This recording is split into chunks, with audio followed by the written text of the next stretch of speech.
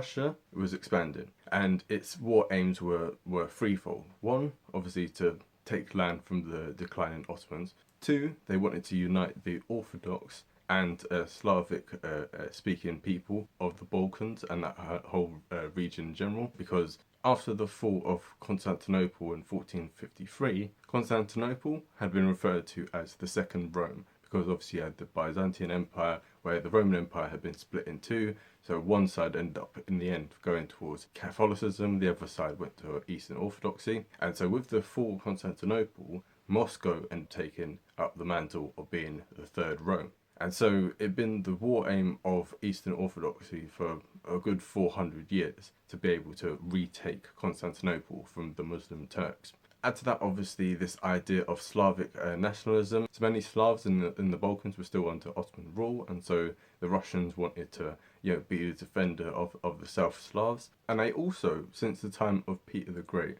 wanted to establish a blue water navy. So a blue water navy is basically having a navy with access to the sea all year round. They wanted warm water ports. So most of the ports in Russia, they freeze in winter, and so you don't have full access to the sea. So for most of Russian history, as much as on the map it looks like they have a huge coastline, in reality, because of the Arctic, they are actually in many ways a landlocked country. They only have a handful of places where they have like year-round access to the sea.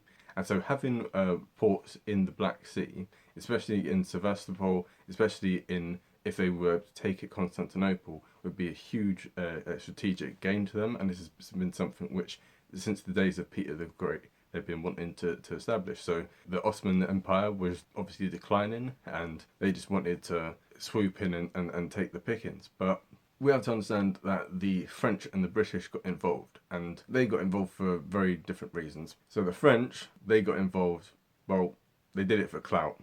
They do anything for clout.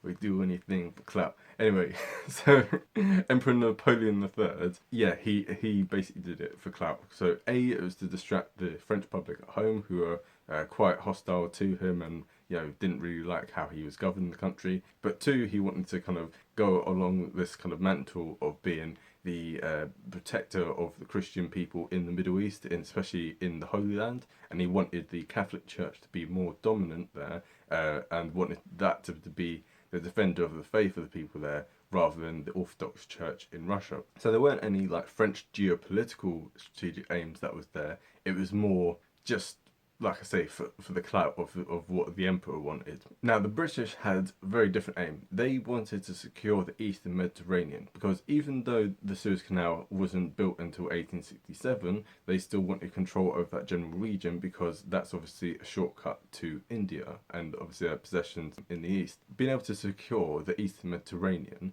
from any kind of threat from Russia was something which they really aimed for. This is the reason why Britain got involved in the war, and this is also why they struck in Crimea, because Crimea has Sevastopol, which even today is a major Russian port, and so they wanted to take the Russians out of there, slow down their ability to be able to have a blue water navy, because they recognised that over time the Russians would then be a strategic threat to their interests in the Eastern Mediterranean if this had been allowed to continue. And so they wanted to kind of put a stop to it, or at the very least put a damper on it for as long as they could.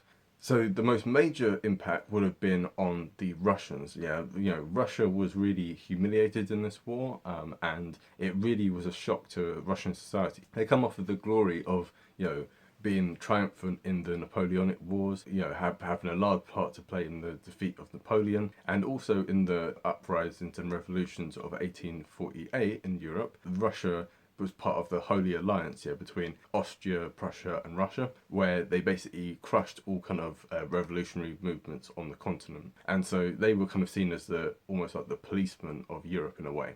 Having the military as it was, which was basically a large conscript peasant army, that was fine for early 19th century kind of things. But the problem was that modern times require modern technology, modern tactics, modern training. And so this Crimean War really shows the difference between the modern British and French armies compared to the archaic Russian army. It was a huge shock because Russia thought that it was indestructible, and this war showed just how backwards their own military was. It led to their army becoming much more professional. It led to a lot more drill, a lot more technology, and also the infrastructure, you know, the roads, the railways, etc., connecting the different places. Russia spent a lot more on this. And on a societal level, Russia still in those days had something known as serfdom. We had it in England and in most of the other places in Europe in like the Middle Ages. So basically, it's not exactly slavery, but it's a thing of